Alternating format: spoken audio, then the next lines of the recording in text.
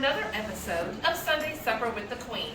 I'm the Queen, Christina Green, your American Beauties Plus Queen Excellence. Tonight we are going to be making a bacon glazed meatloaf.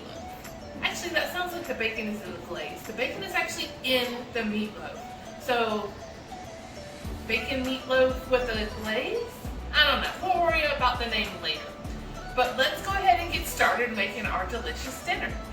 I have a sous chef tonight, so I'm no longer calling them my guests because they're going to be my sous chef. And my sous chef tonight is, once again, my husband, Caleb Green. Let's welcome him.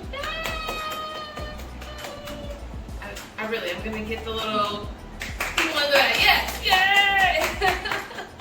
Okay, so before we get started, I'm going to tell you that we went ahead and sauteed in a pan some garlic and onions, and to that we added a tablespoon of bacon fat and 2 tablespoons of butter, and we just cooked it on the stove until the onions were a little translucent. See that point? Onions are ready. Try to turn it off so they can see it for a minute. It's a little bit dark. So here in this container we have 2 pounds of meat, ground meat here, and it is 1 pound of beef and 1 pound of pork. All right, honey, and to this we're going to add some thyme. It's about a half a teaspoon. If you guys remember from before, I really don't measure things. I kind of just use my hand and toss them in there. Let's go by whatever I feel. You can go ahead and do the eggs, hun. And then I'm going to do about half, so 2 eggs, so 1 egg per pound. And then I'm going to do about a teaspoon of Dijon mustard. Ooh, it's a mess. It's a mess. Ugh.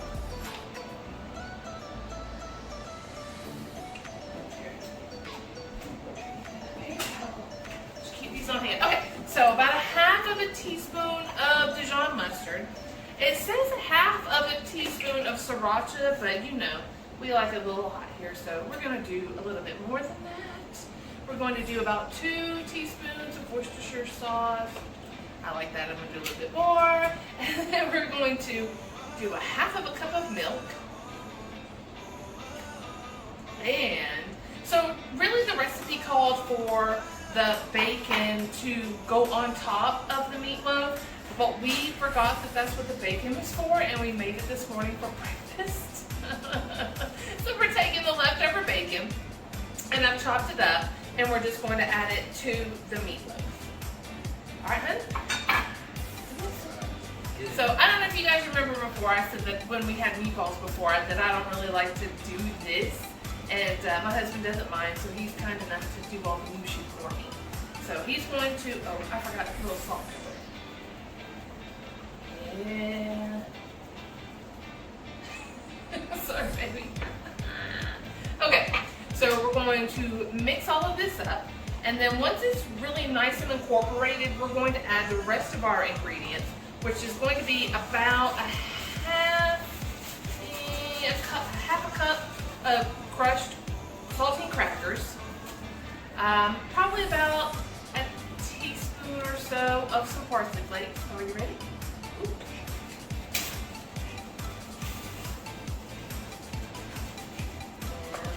Parsley. Oh my Jesus. Ooh, oh, we're not. Oh, that was a whole lot, you guys. I totally thought that was a shaker top and not a hole. That just lets you know that's so much parsley. But luckily, parsley doesn't have a flavor like our thyme or something else that's green. Cilantro, mint. Okay, that's not so. Not as harsh. Yeah, it really doesn't have a whole lot of flavor. Okay, that's fine. That's good enough. I won't do that again. All right, so tip for everybody out there, make sure that you look at the top of your containers to see if they're a shaker or a pour. Lesson learned. I say that too about everything. You know, even good experiences, bad experiences, I always learn some type of lesson. So, cooking is no different. So, then we're also going to add our garlic and onion mixture. Oh, this is going to be so good. It's so messy. Okay. All right, so we're going to, he's going to mix all of that together. And then we're going to put it in a container. You can do whatever kind of container that you want. Sometimes you could actually even take a sheet pan, line it with some aluminum foil, plop this down on it, and form it into a loaf, like a loaf of bread, that kind of shape. The shape doesn't bother me, and I like this really nifty little pan that I got from IKEA. It's probably about 2 inches or so deep, and it's not necessarily a square, but it's kind of square roundish, if that's a thing. And so, oh yeah, that's beautiful, baby. We can go ahead and pop that in there. We don't need to grease the pan because there's enough fat in the meat so that our meatloaf will not stick.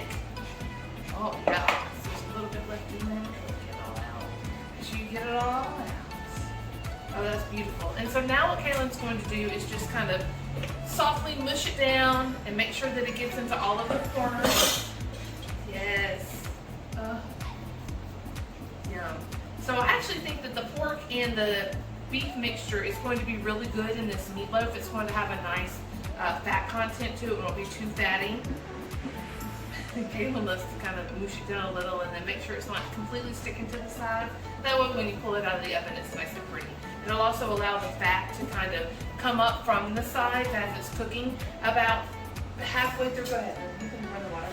About halfway through the cooking process, what I like to do, okay, so the oven is preheating to 350. We're going to go ahead and put it into the oven.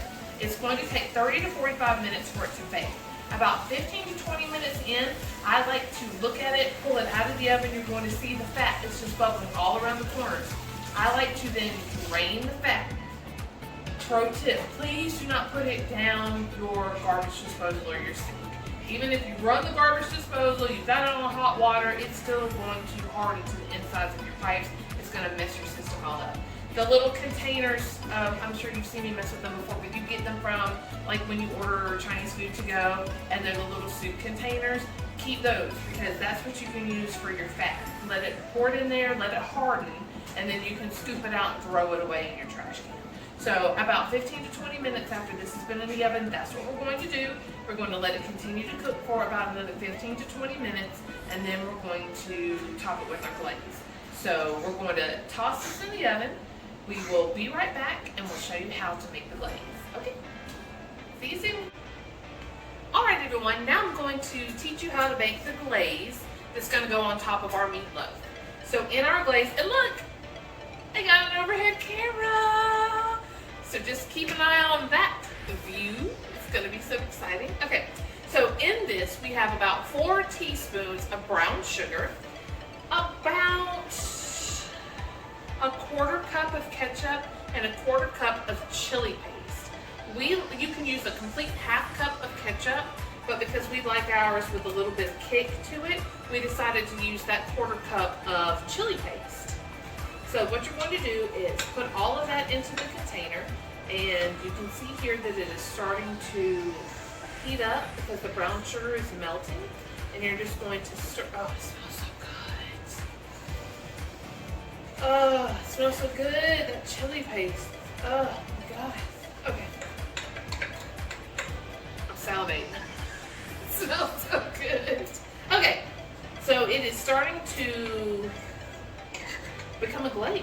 I mean, you know what a glaze looks like. You've seen it. If you've never made one, you've at least seen it on top of a bundt cake or some type of yummy, delicious dessert. It's thin. Hey, look, it's thin, but it's not too thin. See how it's still sticking to the spoon? That's a glaze. It looks so good. Okay, so what we're going to do is, at our halfway mark with our meatloaf, when we're draining the fat off of it, we're going to take about half of this glaze and brush it on the top. If you don't have a brush, I've got one right here. It just popped off. Oh, my husband's indicating that I have another one over here. Oh, I see. Here we go. So the little brush, we'll still use this one. I'll fix it. You'll brush about half of the glaze on top of it. If you don't have a brush, you can use a spoon. You know, just dollop it on there and just kind of spread it around with the back side of the spoon. And then pop it back into the oven for the next 15 to 20 minutes. You will know that your meatloaf is ready to go by the color. It needs to be, oh, you know what it'll look like. I mean, if it's too pale, it won't look cooked. And if it's too dark, then you know you've overcooked it. There will also be a lot of smoke and sirens because your alarm is going off because you burned your meatloaf. So, but you'll know it. It's this perfect brown, just delicious looking color.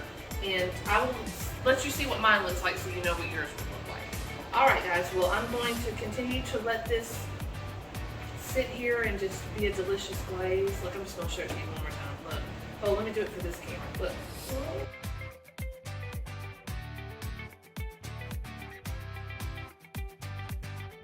We'll be back in a little bit. I'm going to quit playing with my food and I will show you what it's supposed to look like. See you soon. All right, everyone, we are back. We have taken our meatloaf out of the oven. You can see here some of the nice little darkened brown bits here. This is what I meant earlier when I said that you would know when your meatloaf was done. You can also take an internal temperature with a thermometer. Honey, what was it supposed to be? About 160. 160. So you're going to want to make sure that when you put the meat thermometer in there that it reads at least 160. If not, then it's not going to be cooked all the way through. But visually you can tell by the nice brown bits here. So we are going to cut into our meatloaf now. Very, very, very excited. Try some of this. Alright. Kobe is enjoying some water right now, if you can hear that in the background. Alright, here we go. Ooh, got the nice little steam coming off of it.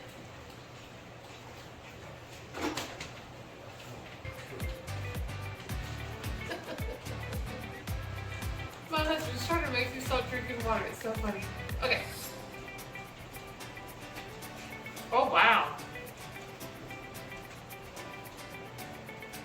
That's really delicious.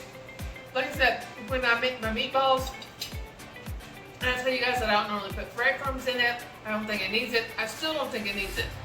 But there's just something about this glaze that's on top of it. It's sweet and it's spicy at the same time. And then I really enjoy the onion and the garlic that was sauteed earlier. It actually adds a nice little extra flavor to it.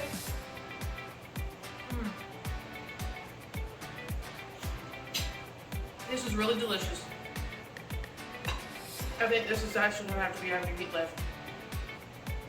I get that bacon flavor from the bacon pieces that we put in there and the bacon fat that we used when we sauteed the onions and the garlic. It was very delicious. I really want to eat like all of it. I might just save a little bit for the guys, but this is fine. Okay, guys. Well, I'm going to go stuff my face with this delicious meatloaf, and I hope you will make it for yourself soon. And we will see you next week for another episode of Sunday Supper with the Queen.